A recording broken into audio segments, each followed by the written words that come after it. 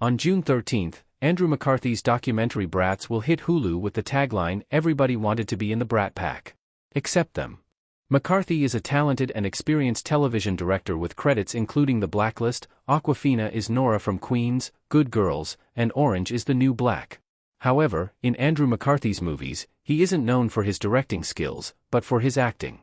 With films like Class, St. Elmo's Fire, Pretty in Pink, and more, he was named a member of the 1980s Brat Pack.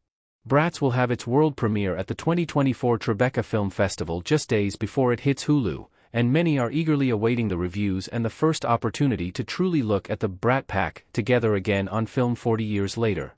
The Brat Pack was initially the product of movies from directors like John Hughes, and while it helped many actors rise to fame, it didn't mean they necessarily liked the even more famous nickname.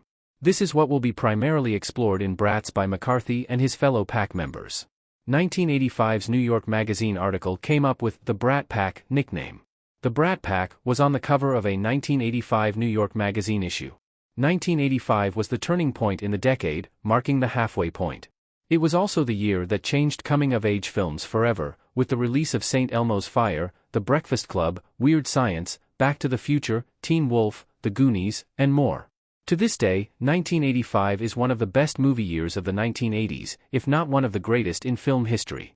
1985 was also the year New York Magazine published an issue with Andrew McCarthy, Emilio Estevez, and Rob Lowe on the cover under the big bold words, "Hollywood's Brat Pack."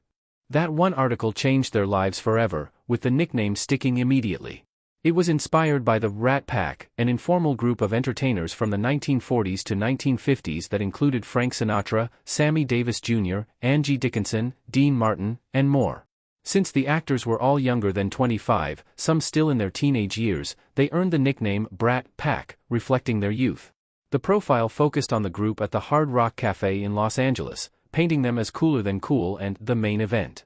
The article itself is a great read, but the consequences of it are still felt today by the Brat Pack members.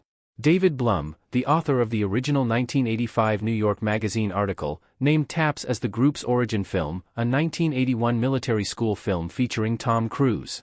Cruise was also the first of many actors Blum listed, which is ironic since he's hardly been considered part of the Brat Pack since its origin.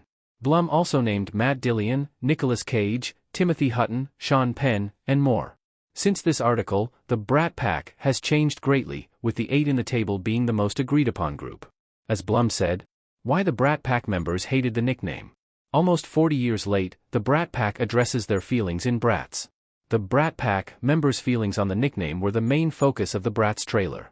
One of the biggest questions posed by McCarthy to Estevez, which is likely the question the film will attempt to answer, was, if you could have the Brat Pack name not exist, would you? Estevez was intrigued by the question and took a moment to think about it, but viewers will have to tune into Hulu on June 13 to find out the truth.